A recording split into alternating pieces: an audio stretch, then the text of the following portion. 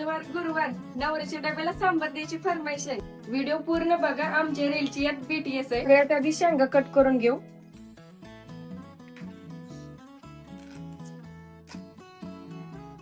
Subscribe करायला विसरू नका. 10,000 सबस्क्रायबर होत आलेत. पण 5-6 दिवसानंतर आज आम्ही ऊन बघत आहोत. आता याच्या शिरा काढून घेऊ.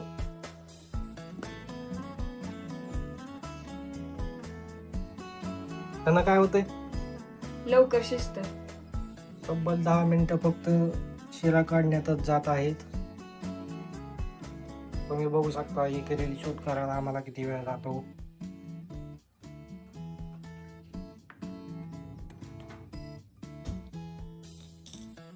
सांबर मध्ये मी भोपळा पण टाकणार आहे. आता ती चिरून घेऊया. मी अर्धाच टाकणार आहे, का तर सगळं लय होते आम्हाला. त्याचं साल्ट काढून घेऊ.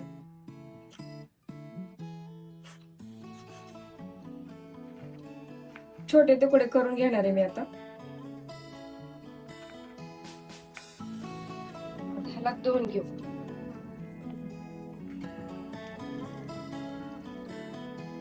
मी एक कांदा घेतलाय आणि माझ्याकडे अर्धा पण एक कांदा होता. आता याची उभे कट करून घेणार आहे.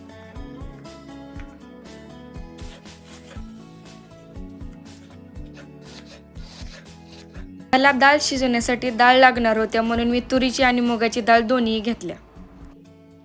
सगळ्यात आधी तुरीची डाळ टाकणार आहे मी. आता एकदम थोडीशी मुगाची डाळ घ्यायची. लय मुगाची डाळ टाकली की सांबार घट्ट होते. एवढीच मुगाची डाळ टाकून घ्यायची. आता ह्याला स्वच्छ धुवून घेऊ. आता कुकर मध्ये धुवून घेतलेले तुरीची डाळ आणि मुगाची डाळ टाकून घेऊ.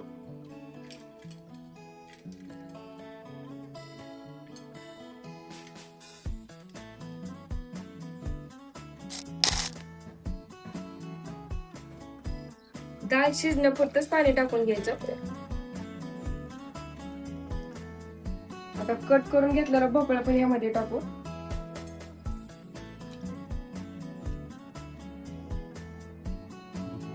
कांदा पण यामध्ये टाकून घेऊ. सांबार मध्ये मी मिरची पण टाकणार आहे. मी थोडेच मिरच्या घेतल्या, 4च घेतल्यात. आता याचे 2 तुकडे करून असे टाकायचे.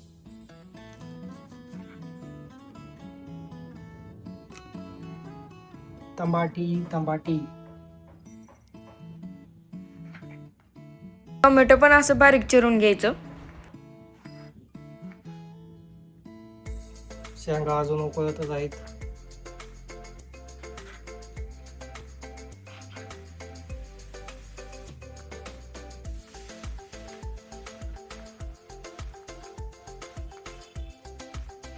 आता मी यामधला अर्धाच टोमॅटो टाकणार आहे. लय होतंय दोन्ही टाकले की.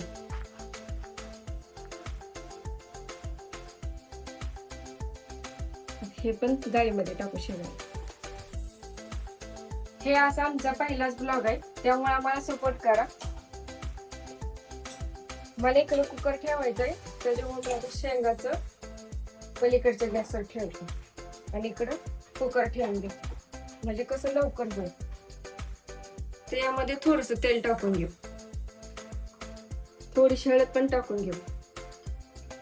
या पेपरांच्या जागी आपण काय ठेवू शकतो, तुमच्या आयडियानुसार मला सांगा. आता शेंग शिजली का नाही बघू. शिजलेले, लय गाळ पण नाही शिजवायची. आता मी हे गॅस बंद करते.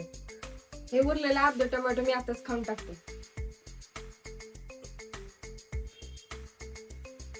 याला अजून उकळी फुटली नाही. उकळी फुटल्यानंतर टोपण लावून 15 मिनिटं ठेवायचं बारीक गॅस करून. आता याला उकळी फुटले, टोपण लावून 15 मिनिटं बारीक गॅस करून ठेवायचं.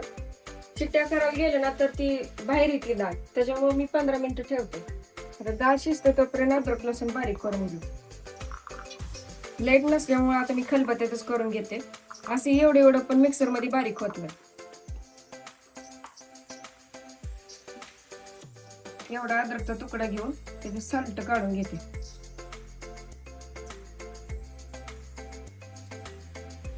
छोटे छोटे तुकडे करून यात टाकते, मध्ये लवकर बारीक होते.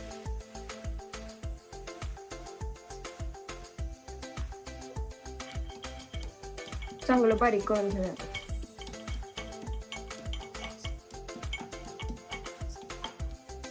तोपर्यंत मी लाल तिखट आणि सांबर मसाला पण काढून ठेवला.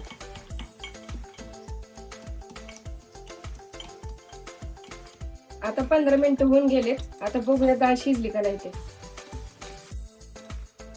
टोपण मध्ये एअर पकडलं होतं म्हणून शिट्टी उचलून एअर बाहेर काढायचं. एअर बाहेर निघून गेलं की टोपण लगेचच उघडलं जातं. डाळ शिजलेली आहे.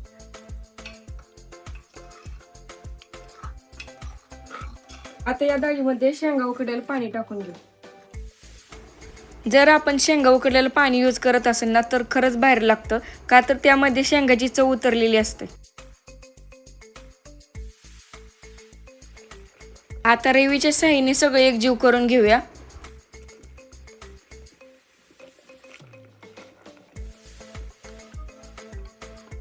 आता यामध्ये शेंगा टाकून घेऊ.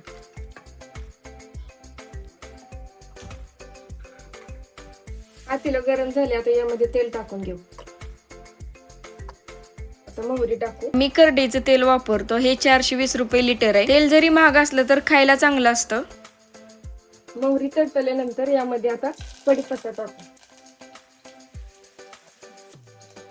आता अद्रक लसूण टाकू. चांगलं भाजून घेऊ.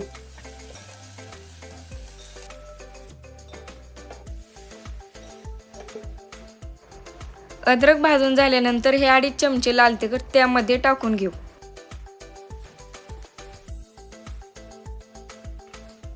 हे 2 चमचे सांबर मसाला आहे. जर आपण सांबरमध्ये सांबर मसाला टाकल्यानंतर सांबर एक नंबर होतं. आता हे लाल तिखट आणि सांबर मसाला करपू नये म्हणून लगेचच डाळ टाकून घेऊ.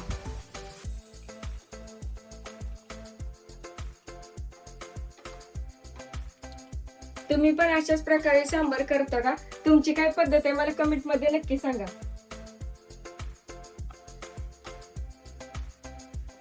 आता सगळ्यात शेवटी चवीनुसार मीठ टाकून घेऊ.